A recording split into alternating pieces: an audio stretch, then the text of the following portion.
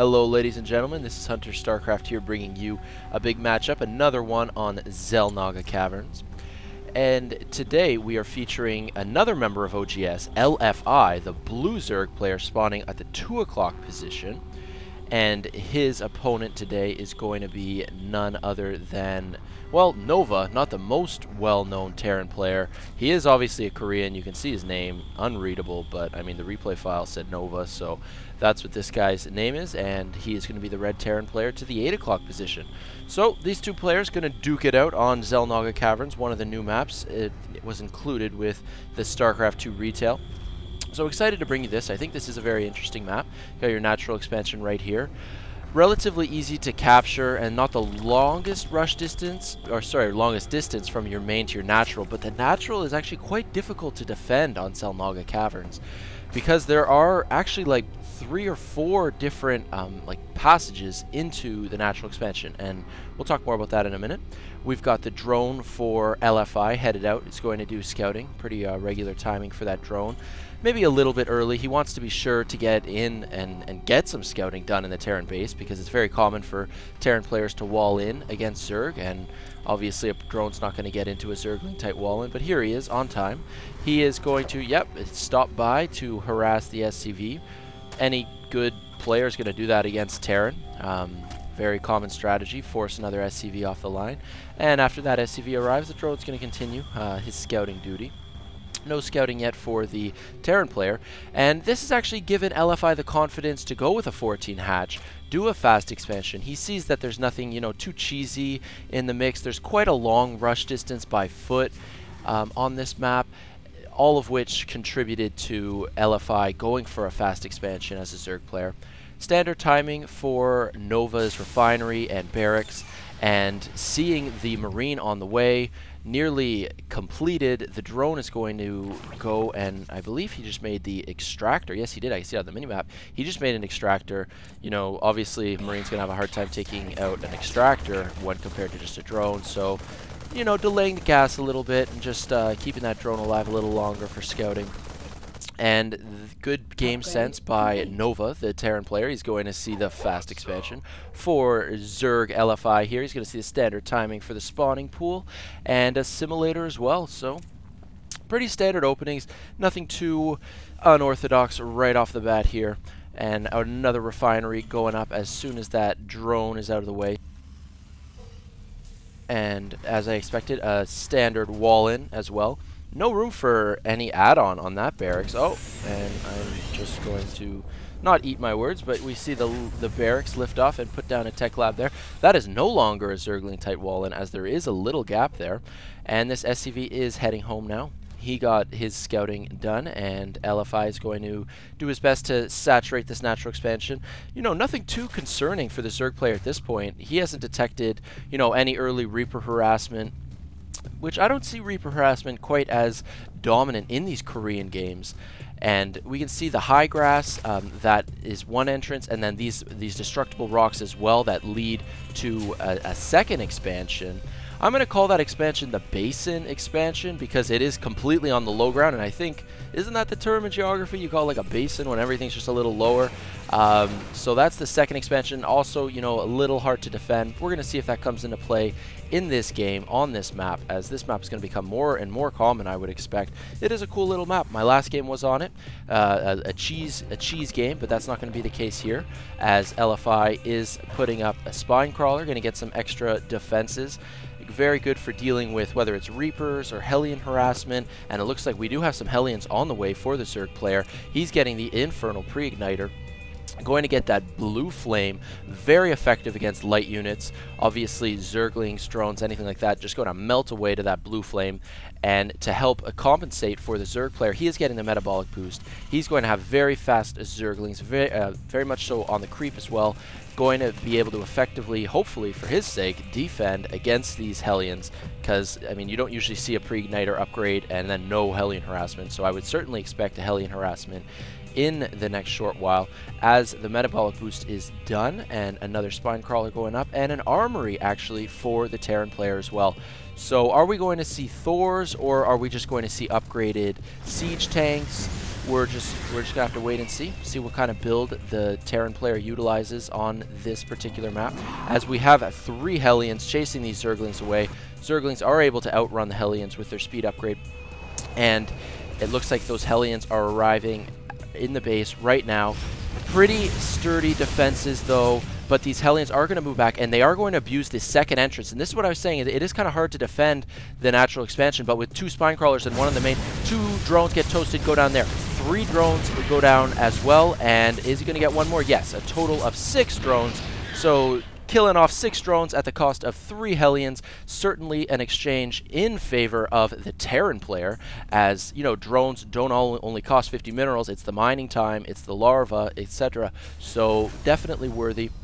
And some pretty early upgrades. Mech weapons level 1 going down for the Terran player, as he is getting siege tech as well, so it looks like we are going to see at least a few siege tanks and not Thors, at least at this point in the game.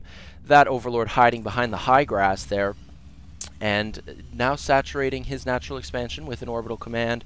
He's got 2 refineries as well, and after fending off that Hellion harassment, LFI has the confidence to plop down a 3rd expo. He actually wandered his drone over here. He didn't destroy the destructible rocks. I'd be careful, those are all the ledges. You know, there's like a ledge surrounding this entire expansion where you could set up siege tanks and really just pummel the hatchery, because it is on the low ground, that basin expo.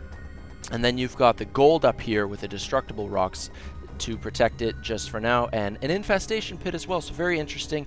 After getting his roach warren and speed upgrade for the roaches, we do have an infestation pit. No hive tech just yet, but we're just going to have to see what build the Zerg player utilizes. And actually the pathogen glands, so he is going to be using infestors. Pathogen glands giving the infestors a 25 energy boost right off the bat. So infestors hopefully going to be effective for the Zerg player to battle this mech army, as again getting these upgrades for his mech units, sticking mostly siege tanks, Hellions, and a little bit of infantry in the mix as well. All the while, we do have just, you know, larva about to pop, still no hive tech. We're going to see if he is going to use the infestation pit to get that hive. We're just going to have to wait and see how far this game gets. And yeah, so just building up forces here, going to take out these rocks, make it a little bit more accessible between his natural expo and then the expansion on the low ground. So Zerg player, I would say that this game is slowly and steadily leaning in his favor, as he does have 3 bases at this point, and once this 3rd base becomes saturated, it's going to be, you know, harder and harder for the Terran player to deal. So we're just going to have to wait and see what happens.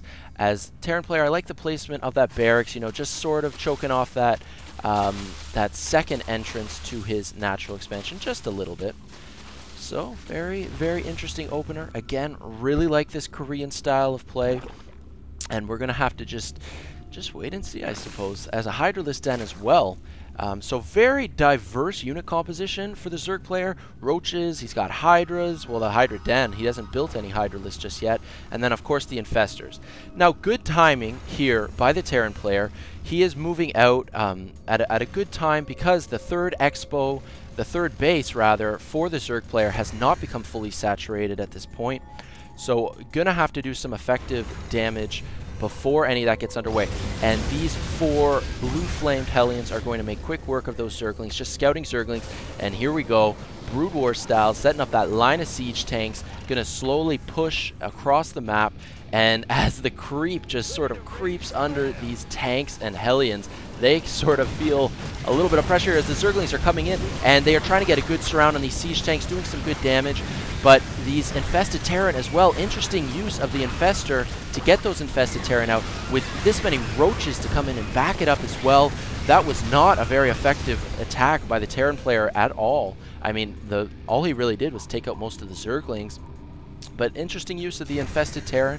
Very effective against sieged up siege tanks. I mean, if you plop down some infested Terran on the siege tank line, the siege tanks are going to start to shoot each other. So, well, they're going to obviously be aiming at the eggs, but the splash damage is going to get the other siege tanks as well. So very effective use of the infestor.